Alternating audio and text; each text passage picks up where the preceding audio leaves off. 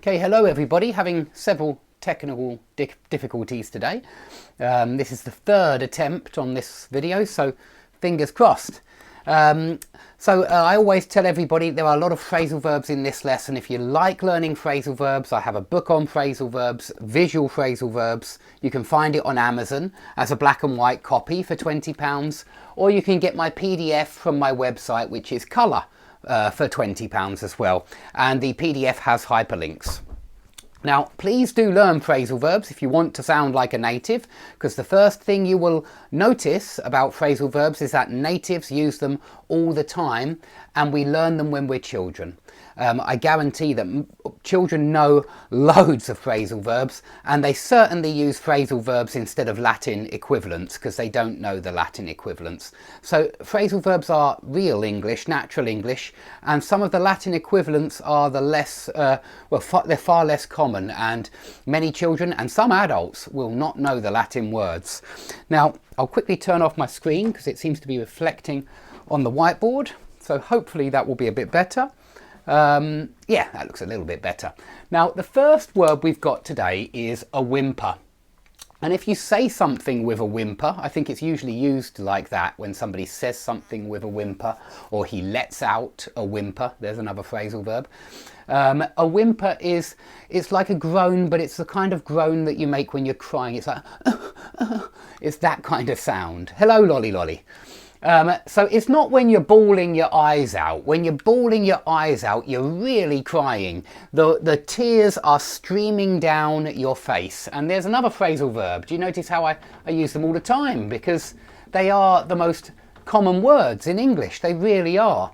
So bawling your eyes out is when the tears are streaming down your face. It's when you are really crying. But a whimper is the kind of sound you make when you're giving a little cry. Okay, and so children very often say something with a whimper. Okay, now if something is abysmal, this is an adjective, and it's a good adjective. Like I think very often people's knowledge of adjectives is quite limited, but adjectives really do add a lot of colour to your language. So there are lots of words we have for awful that you may not know, but that are really worth learning. There's abysmal, dreadful, atrocious, appalling. Now I hope I've spelt this one right, because I remember that I spelt it wrong in another lesson, and this goes to show that nobody knows how to spell all the English words. I guarantee it. Everybody makes spelling mistakes out there, and I find spelling rather difficult. So if somebody out there could check the spelling of that, it would be most useful. Check that it's A-P-P-A-L-L. Appalling. Please check. Okay, if you call someone or something the bane of my life or the bane of my existence, it means that this is the agent of your ruin. This is something which is destroying your life. Okay, so you might say, I don't know, maybe the tax man is the bane of your existence. Maybe he keeps asking for more tax and you feel like you already pay loads of tax. Thanks very much, Cal. I really appreciate that, Miss Silvestrini. I really appreciate it, because I got it wrong in another class, and you know we all make mistakes. So yeah, spelling is the bane of my existence because it constantly trips me up. I constantly slip up with my spelling, and it's something I have to be careful of. So yeah, I'm sure that you have something which is the bane of your existence, the bane of your life. This just means something which destroys you, and it destroys your life in some kind of way. It's quite a strong expression, but oh, hi there, Alexander. I didn't expect you to come. Good to see you. So yeah, it just means that this thing is really destroying you or destroying your life. It's the bane of your life. And it could be a person, of course. It doesn't have to be a thing. Okay, so if somebody has a sense of decency, this usually means that they have a developed moral sense, yeah, ethical sense. So it means that they have scruples, please remember this word scruples, which means ethics. They are ethically developed. They understand right from wrong, and they're a good person for that reason. So a good person has a sense of decency, and you could also call that person scrupulous. And if somebody is totally immoral, then you can call them unscrupulous. Yeah, if somebody is totally unscrupulous, they are totally immoral. They are okay. Good. That's a good example, lolly lolly. Yeah, if somebody is a bad person, then they are unscrupulous. They are unethical. They are immoral.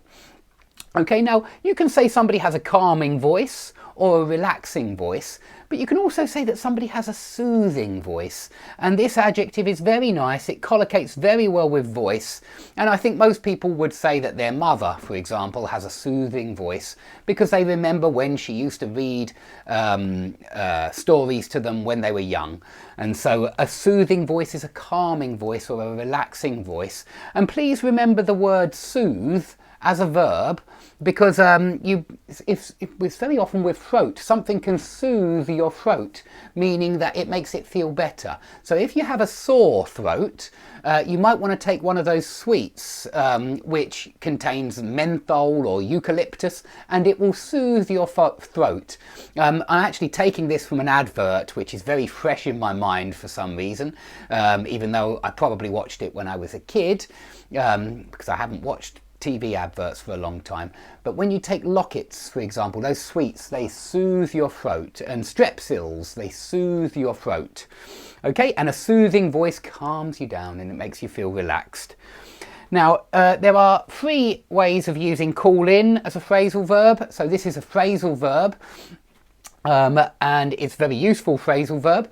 You can call in sick, meaning call the boss and say, sorry, I'm sick. I won't be coming in today or tomorrow, and that is calling in sick. You can call in a plumber or an electrician when you need to book somebody's services. You call them in. Okay, so call in a plumber, call in an electrician. That's another good collocation with call in. And you can also call in a favour or call in a debt, and that's when you demand that somebody return the favour or you demand that somebody return the debt. So there's at least 3 ways there that you can use call in, and if you want more information about phrasal verbs with call, I think I've probably got a video of phrasal verbs with call, and I'm pretty sure there's a chapter in here somewhere. Yep, there is, on page 117, phrasal verbs with call. So there'll be a lot of different phrasal verbs that you can do in this book just related to call. So call on, call on, call on, call in, call out, blah, blah, blah.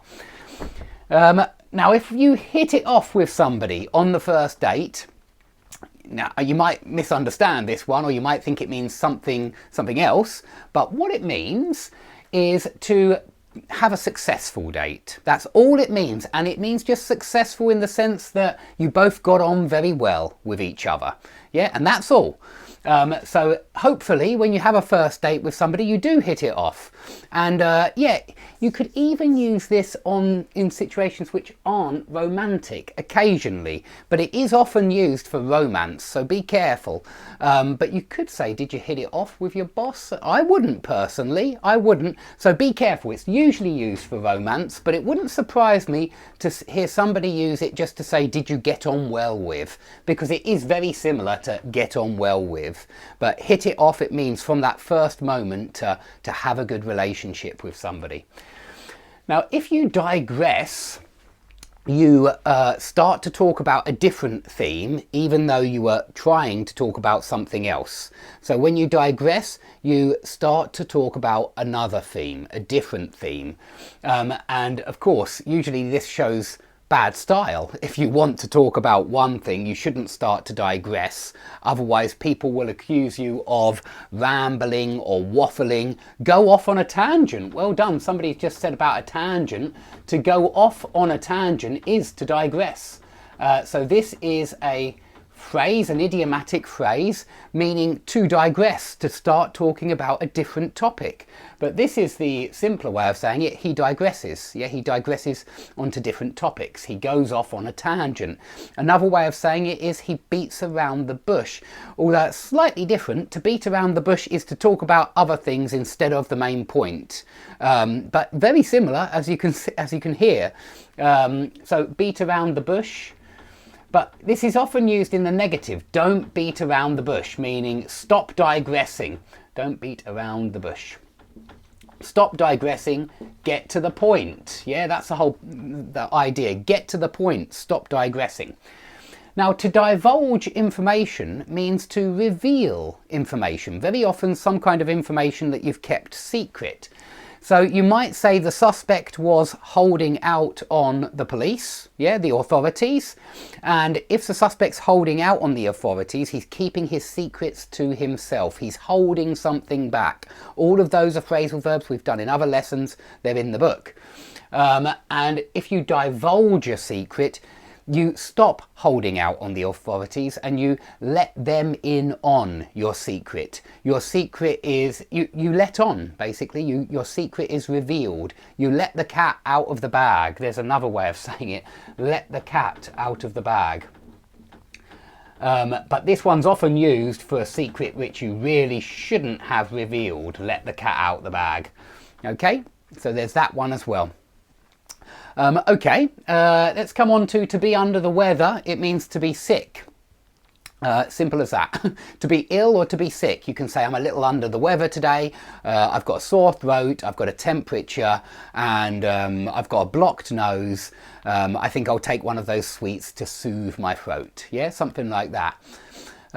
Okay, if you flutter your eyelids or you bat your eyelids, this is something that usually I think of girls doing, and it's when they do that to focus attention on their eyes. It's not something that I often do, but it's very often to get attention on the eyes, and so it's perhaps when they want to attract somebody's attention, something like that.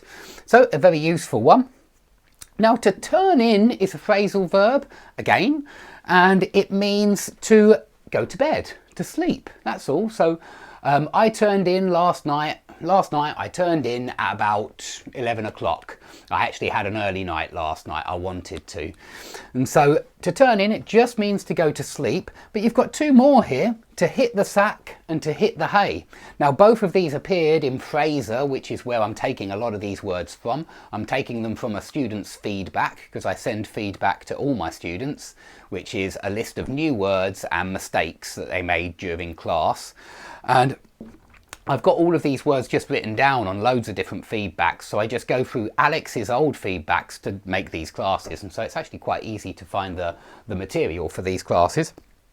So yeah, if you hit the sack or hit the hay, you go to bed, that's all. So turn something in is slightly different, Marsha. If you turn something in, then you hand something in or give something in. And that means to give something to the relevant authority or to the right place. So you can turn in your documents, you're right. If you need to hand them in to a certain place, maybe you need to turn in some documents when you're getting a new passport, you probably do, right? So yeah, turn something in is slightly different than just turn in intransitive, no object. Turn in without an object means go to bed. Okay, if a plan, for example, and this collocates very well with plans, if a plan is infeasible, and I found unfeasible as well in the dictionary when I checked, because I thought I've heard unfeasible before, is that right? Sometimes you see two negative prefixes are accepted, unfeasible and infeasible, and all these two mean are unworkable. It means that something will not work. So if you call the plan infeasible, it means it's not practical. It means it's not going to work. It's an impossible plan. There's something about it that will not work. So it's you have thought out the plan not very well. Yeah, you've thought it out badly. So yeah, you can use this for anything which is not workable, which will not work. But please use it for plans, projects, ideas, suggestions. It collocates well with all of those. An unfeasible plan, an infeasible suggestion. Okay, a smug grin. Remember that a grin is a little smile. And when you call a grin smug, when you describe it as smug, because smug is an adjective, it's like somebody who is self-satisfied. A self-satisfied person is smug.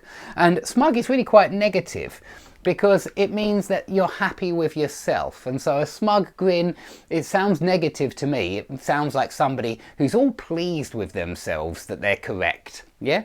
And so if somebody says something with a smug grin, to me it sounds very negative, and it's one of those smiles that doesn't really seem very nice. Even though it is a smile, it seems conceited in some kind of way. It seems like the person is really pleased with themselves and not in a nice way. Okay, a spat or a row or an argument. Spat was the main word here, because I know you all know argument. Yeah, smirk, Marsha, good. A smug grin is very similar to a smirk, I agree. Excellent point. A spat is a type of row or a type of argument, and you can have a spat with your wife, you can have a spat with your children, yeah, and it just means have a row, have an argument, and so that's a good word to remember. It's also the past tense of spit, spat, yeah. So it's a verb as well in the past tense, the verb to spit.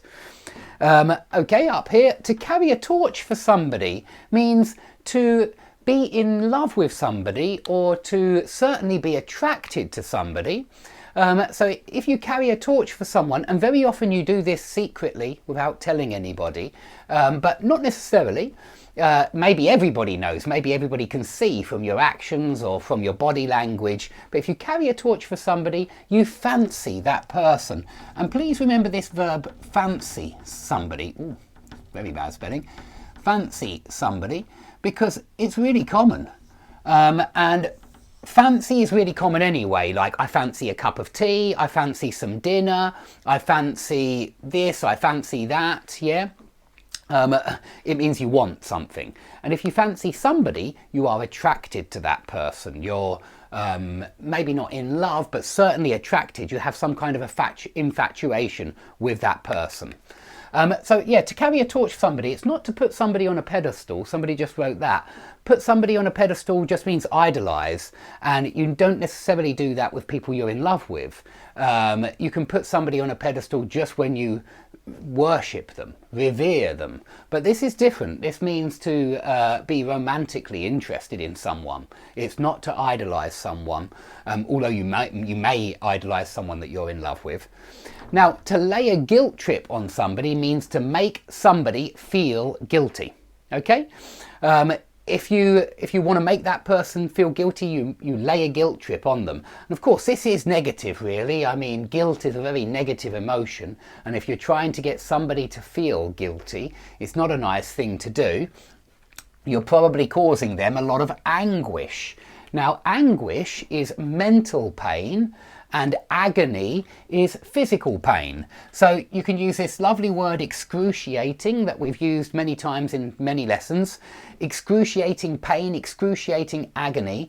Excruciating works well with physical pain, and it really intensifies the words. So yeah, he was in excruciating agony because he'd broken his leg. But he was in anguish because somebody was laying a guilt trip on him. Or he was in anguish because he'd had a spat with his wife, something like that. So that is anguish. It's mental suffering anguish. It's not the same as agony, which is physical pain. Now, here are a lot of phrasal verbs, and I'm trying to make it clear the different nuances, the subtle differences between these phrasal verbs, because they are hard, and so you do have my sympathy. If you break off a marriage or break off an engagement, you stop that relationship. So you use break off, and then you have the relationship here. Yeah, you can say, I want to break it off. I want to get divorced. I want to break off the marriage. Or before you get married, you might break off your engagement if suddenly you have second thoughts. We also call this to have cold feet. Strange, but true. If you have cold feet, usually this means you suddenly realise you don't want to get married, and so you break off the engagement. But if your marriage breaks down, that means your marriage stops working, and so you're going to get divorced. But here, The subject is the relationship. The marriage breaks down, the engagement breaks down, your relationship breaks down. So that's how we use break down and break off with relationships. One's the subject, sorry, here, and one's the object. Yeah, it's as simple as that. If you break up with somebody, you split up with somebody, that's a synonym, split up with somebody, and it means that you decide that you don't want to go out with that person anymore, or you don't want a relationship with that person anymore. And also, I wanted to put breaks up in because you can say the European Union may break up if you're interested in Brexit and politics and things like that. And I must admit, it's not something that I devote much of my time to. But you could also say that the Soviet Union broke up in the 90s. Yeah, and it just means that it broke up into, and you can say into as well, into many different pieces. If you want an object, use into. It broke up into many different countries, and so now the Soviet Union doesn't exist, and we have a lot of different independent states, such as the Baltic states and the Asian states, Kazakhstan, Uzbekistan. Yeah, you can part ways with somebody. That would be to break up with somebody, to part ways with somebody. It's more formal, Marsha, it's more formal, that one. If you tinker with something, this usually means that you try to fix something by making small adjustments. So if you're interested in electronics, you might tinker with your computer when it stops working. And we would say he's tinkering with his computer. And it means to try to fix it, but by making small adjustments, okay? But if you play around, mess around, or muck around without an object, that means to misbehave, generally speaking.